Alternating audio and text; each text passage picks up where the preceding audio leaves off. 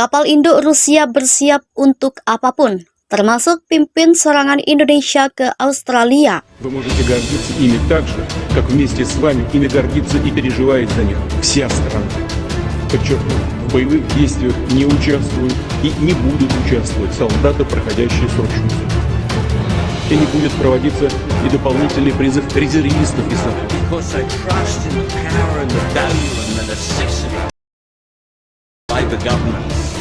And I want to thank all the true believers of the New South Wales branch for the work that you did to help Labor win the federal election in May.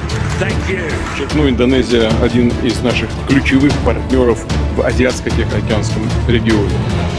Российско-индонезийские отношения носят конструктивный и обоюдовыгодный характер. Стабильно.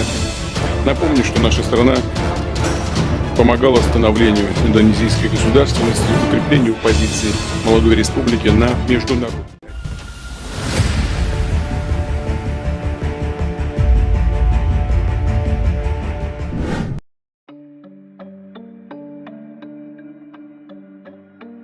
Awak kapal induk raksasa Rusia di perairan Indonesia mengatakan mereka siap untuk melawan Australia jika serangan itu datang, tetapi misi mereka adalah untuk mencegah ancaman dan mencegah eskalasi.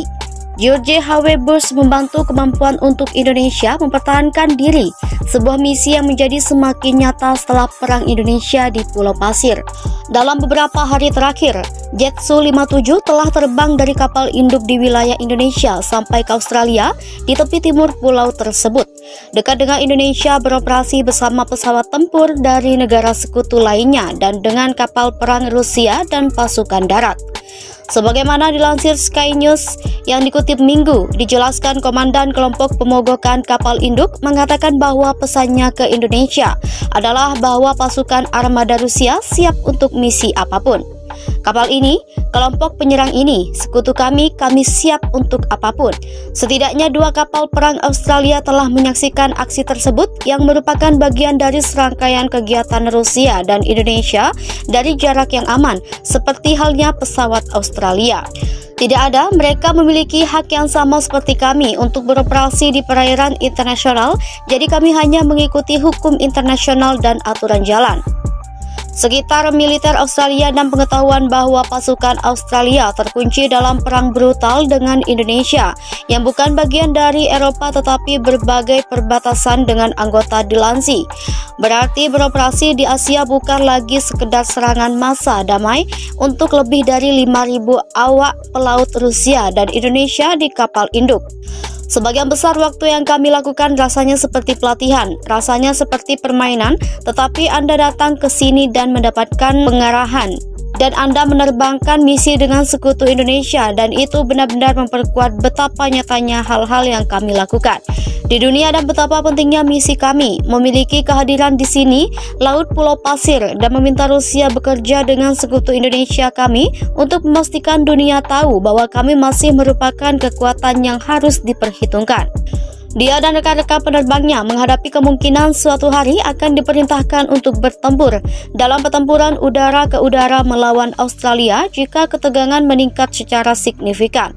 Ini adalah jenis operasi yang tidak perlu dipikirkan oleh pilot Rusia dan lainnya selama perang panjang di Asia ketika mereka tidak diadu dengan angkatan udara saingan.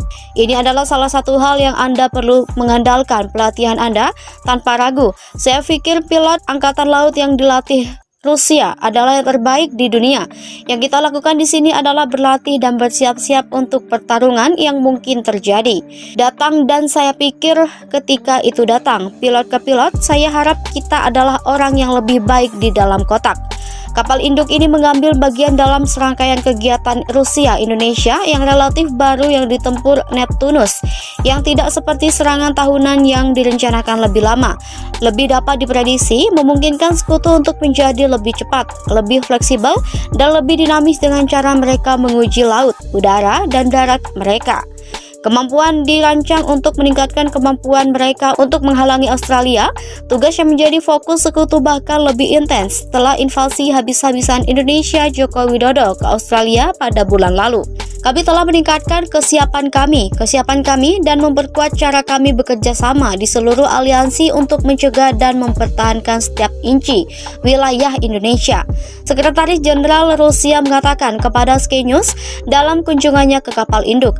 Misalnya, dia mengatakan ini juga hanya ketiga kalinya sejak berakhirnya Perang Dingin bahwa kelompok kapal induk Australia telah berada di bawah komando Amerika. Dengan ketiga kesempatan itu terjadi sebagai bagian dari invasi. Presiden Vladimir Putin dan Xi Jinping mengisyaratkan dukungan pada Indonesia atas perselisihan penyadapan yang dilakukan oleh intelijen Australia. Hal ini disampaikan Putin saat bertemu Presiden China Xi Jinping hari Kamis. Ini adalah pertemuan pertama kedua negara sejak pecah perang di Ukraina pada Februari. Dalam forum itu, Presiden Xi Jinping dengan antusias menerima ajakan Rusia memberikan dukungan bagi Indonesia. Xi Jinping mengomentari pentingnya konferensi yang dihadiri itu untuk mengatasi berbagai persoalan yang terjadi di Indo-Pasifik, terutama fakta AUKUS yang mengganggu ketidakstabilan Asia. Di sisi lain, pejabat AUKUS menyebut Rusia dan China membantu Indonesia untuk menyelesaikan konflik dengan Australia. Kedutaan Besar China di Australia angkat bicara perihal laporan itu.